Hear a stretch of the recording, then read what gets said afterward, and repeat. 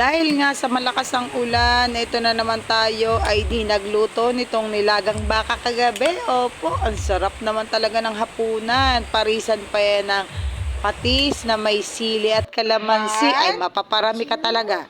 Proud na proud naman ako dito kay Bunso sa galing namang magbilang ng 1 to 20. Opo. Huwag mong hawakan yan. 7, 8, 9, 10, 11, 12, 15, 14. 15, 16, 17, 18, 19, 20. Very good! Hello mga kananay! Happy Tuesday! Wala nga po ulit pasok ngayon dahil malakas ang ulan. Nasuspinde ang mga klase ng mga bata. Opo! Paggising ko naman kaninang umaga, bigla ko lang naisipan manguha nitong talbos ng kamote. Dito sa kapitbahay. Ayan. Salamat po sa nagtanim. Talaga naman po ako'y nakakapamitas. Opo. Magaling nga itong talbos ng kamote at pag nailaga ko nga ng kaunti ay sasawsaw ko na lang sa toyo kalamansi. Ay naku, okay na ang almusal ko niyan. Opo.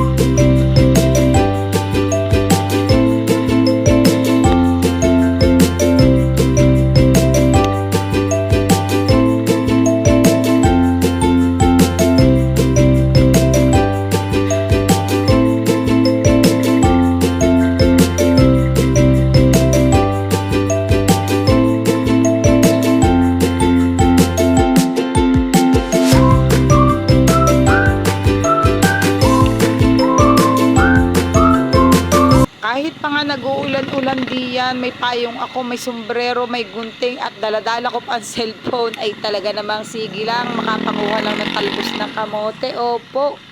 Dito lang naman kasi yan sa aming likuran, wala namang ibang nangunguha dyan. Ang dami-dami ng tumutubong talbos, kaya naman pahingi na lang po ako sa puno. Opo.